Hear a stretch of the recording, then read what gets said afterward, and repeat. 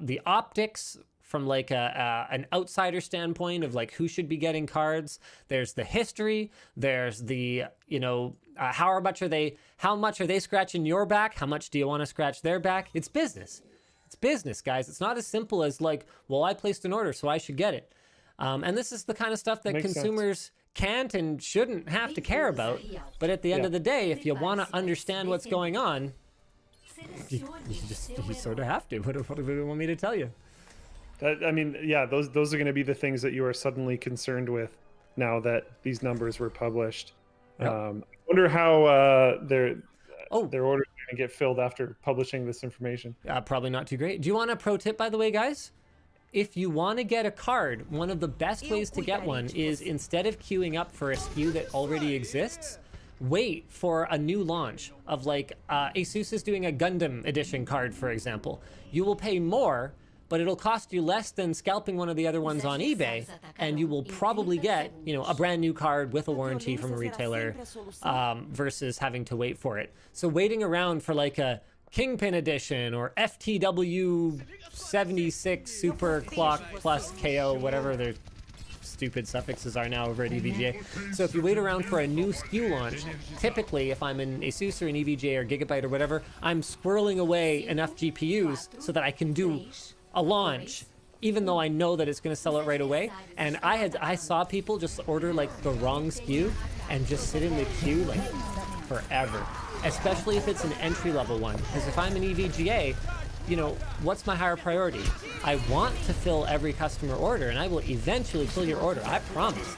But which one am I going to prioritize more? You know, an FTW3 ACS cooler super clock that I make, you know, $60 or $70 on, or a base model one at the basic NVIDIA suggested MSRP where I make like $35 a card. Well, probably the one that keeps my business running, right? What do you want? That's just the reality of it. There's not a lot of margin in this for board partners. That's how everything is going to work at like every company ever. Yeah, and even the ones that by and large have, you know, a strong ethical base to them and really care about their customers and love their customers, they still have to keep the doors open. So they have and they can do both, but there's going to be priority levels on things. Of course. All right, what else do we want to talk about today? We have only gotten through 2 topics. I blame Luke. He talked for so long about that first one, I could barely get a word in. That Luke, he's always talking so much. I was ripping through that. We've got some alleged RX 6800 XT benchmarks. These are from Video Cards. Now, they're not actual games, which means that, like, who cares? But it means they're super lame, but it's still kind of cool. Yeah. Go ahead, keep talking. No, I want you to. I don't like that they're actual games. I don't like that it's like Time Spy, Fire Strike, and what's the other one? Port Boat Royal or something. Port Royal. Yeah, Boat came into mind because I remember Port. 3D Mark Boat. I think you're thinking of Aquamark, and it's a submarine. There's your new idea, 3D Mark. Just make one called Boat. But yeah, no, there you go. Perfect. Do it. I'd benchmark my computer on that, guaranteed. Yeah, it does. I mean, it does well. It crushes in Fire Strike Ultra. It succeeds quite strongly in Time Spy, and then it doesn't do that great in Port Royal. But if I remember correctly, Port Royal's like entirely ray tracing based. So hopefully it's good. Yeah, I don't know. I'm still maybe the whole all red computer thing is more legit than I had potentially thought. And I think honestly, as long as AMD doesn't like trip, fall, and smash their face with this launch, I think it'll be great because they'll look like good guys. Yeah, they'll look like good guys. They'll be able to sell cards because no one else can buy the other cards. Yeah. So like, hooray! They just need to not. Yeah, they need to not completely fumble the launch, and then I believe in think AMD. they'll be good. Yeah, but I believe in them both ways. I believe that they can not fumble a launch, and I believe that they can hard fumble a launch. I love those guys, but they've done some doofus stuff over the years. This is an interesting one. Tyler Witt says, and do you follow the logic here? Tyler Witt in the YouTube chat says, this is not pre-recorded. Look at how oily their hair is. My hair's not oily. Oh, mine is, but I still don't follow the logic. Because my hair is oily, this couldn't possibly be pre-recorded? I guess he's saying, like, if we were going to pre-record it, we would put enough prep in to, like, wash our hair. Which is a misguided statement, Yeah, for sure. he clearly doesn't know us at all. Like, Yeah. that's not a thing that I would do. All right. Intel has sold their NAND storage unit to SK Hynix. In March 2020, Intel's CFO George Davis said the company was unable to sell enough SSDs to make a profit from the 3D NAND chips it made at its Dalian, China factory. Said they were exploring options such as closing the factory and buying chips from others, selling chips to third parties, and buying SSDs from a third party. They've reached a deal to sell their flash memory business to SK Hynix for about $9 billion. $1 billion. So they'll be getting the majority of Intel's memory business plus the memory manufacturing options in Dalian. They will not be getting the Optane division. So Optane clearly has more margin in it, and Intel held on to it. So market share was about 11%. This will give Hynix roughly 20% market share overall, compared to Samsung at 31%, Kioxia at 17%. SK Hynix does have a 15% stake in Kioxia though. WD at 16% and Micron at 13.7%. I'm actually pretty surprised at how big WD's stake is. Yeah, I'm not, because remember they bought SanDisk way back. Oh, Yeah. okay. I had So that's all SanDisk. It's nothing to do with like Yeah, conventional makes a lot more WD sense. like spinning Rust business. Oh, Yeah. Speaking of conventional business, LTTstore.com. So we actually got 2 of our winners from the Stealth Pins shirt giveaway. You're not by any chance wearing a Stealth Pins shirt, are you? No. Bummer. Okay. Oh, you're wearing GPU. All right. Oh, you know what shirt I'm wearing? Float plane? Float Nice. Floatplane! I put it on this morning. I was like, you know what? We should do a big shout out for Floatplane over on the WAN show today. So that's what I meant We to do. should, and we have a specific shout out for float plane. We do, but should first, get to later. first I need to tell people to make sure they're subscribed because I've got a big announcement, ladies and gentlemen. Secret Shopper is back! Was that too loud? Did I clip? I tried to move away from the mic. it got rid of the audio. Oh, okay. Well, Secret Shopper is back, baby. Secret Shopper There you go. is coming for you. And it's too late for any of the system integrators to do anything about it. We have already gone through our entire purchase process. We have already gone through our tech support challenge.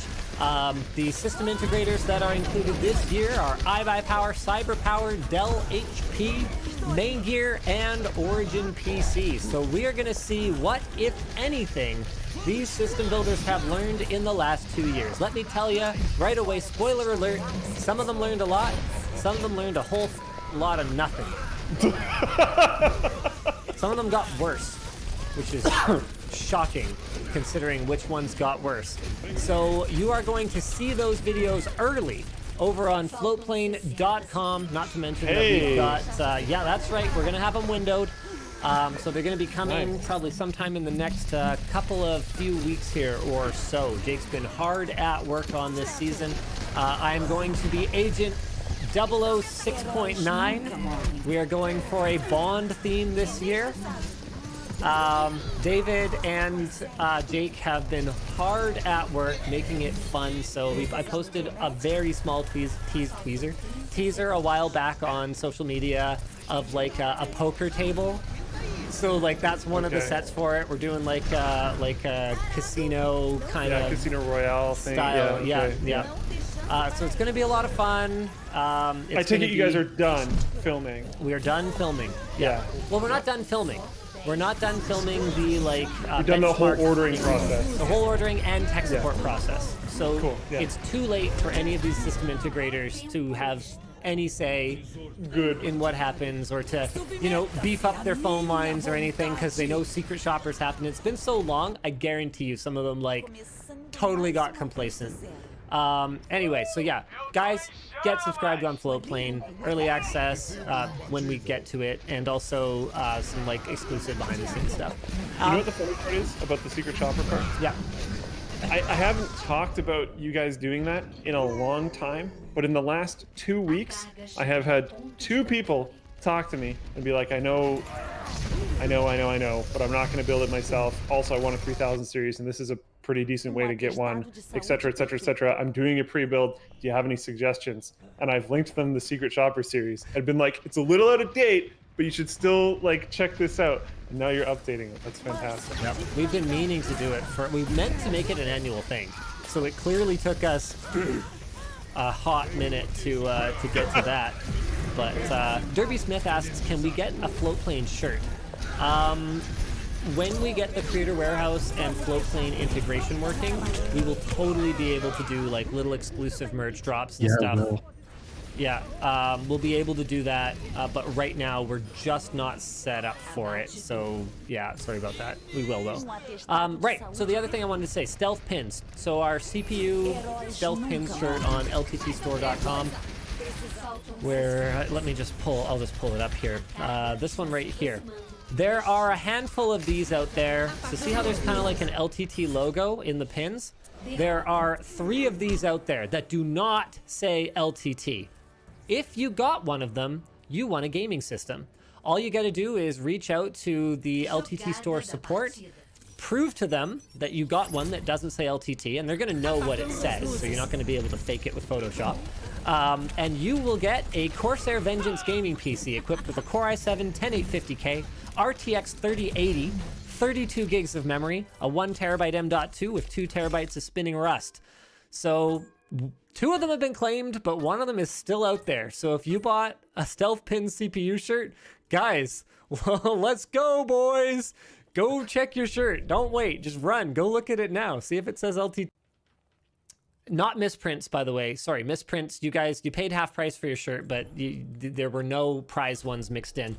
So we have randomly selected winners from our foil keyboard shirt buyers. So if you notice something weird about your order when it arrives, reach out to support, and there may be an awesome surprise in store for you. Very cool. Some of the foils might be different colors to indicate something or other. Oh, let's see what they are. All right, is there anything else we really want to talk about? PayPal to support cryptocurrencies? Wow. Okay. I want to talk about a new Floatplane entry. Sure. Oh, yeah. We actually have 2 new Floatplane entries. Craft TV. Sorry. Oh my goodness. Craft TV. I just merged both the names together. What a bad guy. Lawn TV and Craft Computing, 2 different creators, not one creator that I zombified together, have both joined Floatplane very recently. Check out Craft Computing. I know you guys did a collab together recently. Actually. We did. That's actually very serendipitous timing, because I don't think I even knew you were working on that. I'm working on things, man. They're coming together. I didn't say you're not working on things. I just said I didn't know you were working on that. Yeah, and he's actually one of the first. Oh, he has 17 subs already. He has his numbers public. That's pretty cool. Cool. He is one of the first creators to use the multi-content posts feature. So he has 1 video that is actually 6 videos. Pretty cool. Yeah, check it out. All right, let me just see if there's anything else. EA is getting sued for loot boxes in Canada. Class action lawsuit saying EA has been profiting off of an illegal gambling business by selling random loot boxes for cash. You're right. Yeah, that sounds about right. Similar to a suit in California that says FIFA's Ultimate Team Mode is effectively gambling. Yeah, sounds about right. It's a bad time. The thing is, like, why did game developers and publishers, why did they have to push the limit? Like, if they had just chilled a little bit, you know, if they had just kept it small instead of being the thing that funds game development, they could have gotten away with it if it wasn't for those darn kids gambling. There was the kids who were gambling that are like I think genuinely very accepted by the majority of the community. Like I don't know these days. I know there's been some changes to the store and how it works and stuff, but I don't know how it works. I don't play anymore. But League of Legends, at its inception, had some like negative feedback at first because they were honestly pretty early on the like microtransactions game, but everyone was usually okay with it. It was a free game, and you could buy some skins for heroes that you cared about and whatever else. Like that was pretty accepted. But in games like, especially MMOs, where you have to like pay for the box and for expansions and monthly, and they have a cash shop for games where you have to pay like full fat, like 60-70 bucks for the game, and there's content that was like clearly held from being like a cool quest reward or something in the game and has now been put into a cash shop. Like that kind of stuff is just ridiculous. And like you know that it's negatively affecting the game to a certain degree because a lot of this stuff is like some of the best art assets that they have, and it could have like definitely been some like cool reward for accomplishing something, whatever. Yep. But instead it's like, nope, 20 bucks or more. AJ in Float Plane chat says, hey, you should really show the Float Plane page for Craft Computing, so I'm gonna do that. There you go. Float Plane page. That's what it looks like.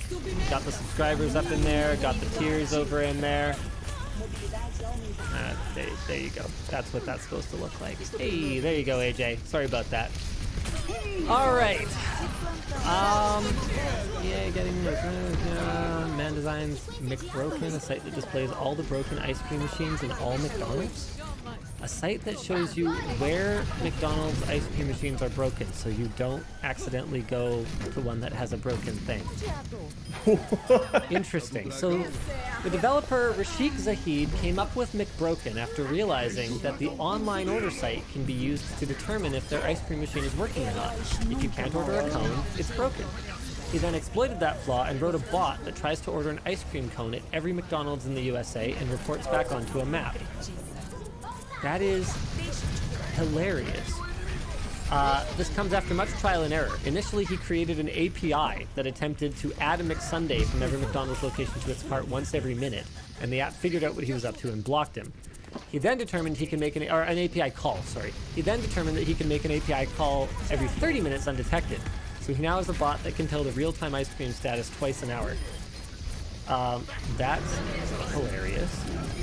It's amazing that 7.16% of all of them are down. And like certain areas, like, I wonder if this correlates with how many, like how much ice cream is being sold. And I wonder if you can compare that to like how hot it is in that area. So how much people are looking for like cold refreshments. But yeah, Phoenix, Arizona, 15.56% of ice cream machines are down. That's so frustrating, because like I've gone to McDonald's for the express purpose of getting an ice cream, because like I don't know what the heck else you would eat there, and the ice cream machine's been broken, and like, yeah, I'm choked. Like I'm choked. It is a bit of a meme. Like it does happen a lot. So yeah, Hilarious. All right. Scrolling in on the map of Phoenix and seeing how many red dots there are is kind of crazy, actually. Let's go ahead and get through a few super chats, and then we're gonna call it. Robert Mail says the RIAA is coming for your GitHub repos. Downloading videos is now circumvention of technological protection measures. Oh, okay. Philip says, hey. Hey, Philip. What's up, Mona Lisa? Brandon, no, I cannot adopt you. Sorry.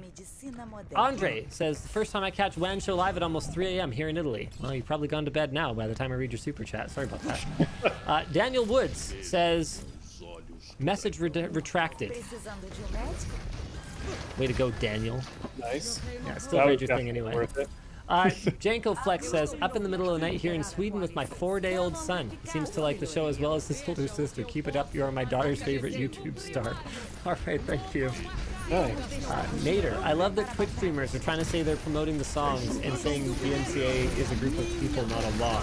Welcome to real copyright policy, which is what YouTube has had for years. Yeah, streamers who think that they're going to be able to get away with songs. Yeah, you got away with the whole game thing. Feel lucky. I agree with that aspect of what's his name's there is so Alex Hutchinson's take. I'm not feeling it this much for songs, but there is some argument there, and there have been some artists that have come out and either directly worked with their publisher to make sure that it's okay to play their songs on Twitch, or expressed that they don't agree with how their publisher is treating it, because especially streamers that accredit properly and like will show like a shop or a Spotify thing in the bottom corner, it will show what's currently playing, etc. I could see that as being good promotion. And Or if I where was to the buy artist- link, whatever, because it's all about Yeah. what's the impact on the original work, right? Yes. But If you're making it so that, because like if I go to a stream and there's a song playing and I dig it and I can't relatively easily figure out what that song is, that's silly, unless they have the rights to do that. But I think if they're like actively promoting the music, if I was a musician, I would probably want that to happen, because I don't gain anything from it not being played, and I don't think there's any opportunity cost there. I don't think someone's going to go, well, I'm going to watch this streamer because I can listen to this specific song, instead of watching it on YouTube, where it's almost certainly going to be and also be free, or somewhere else. Like I honestly, in general, I don't agree with the music argument, and I think in it almost every case, as long as it's properly attributed, the music artist is gaining quite a bit by it being on Twitch. But the same as the game argument, it's still in their court, and Yes. they should be able to make that decision. I think they are improperly making that decision, but they should be able to make that decision. And it comes down to precedent, right? Like the music industry hasn't set this precedent that you're just like allowed to use music in Yes. your other art. They do Yeah. not consider like, you know, you can't make a movie and be like, yeah, we're gonna put Playing with the Boys in our movie, and it's transformative enough because our movie is, you know, the art, and this is just supplemental. Like music has been considered integral as part of the greater viewing experience of whatever other type of medium it's integrated with, in such a way that's really poorly worded. The point is, music has never been seen as having been transformed by visuals set to it. It has never worked that way. So there's no precedent for them to have to give in this way. And the other part is that while game developers are directly off their customers by not allowing Twitch streamers to play the games on stream, music labels don't seem to see it that way, even though if they're making the argument that people listening to it on the stream is digging into their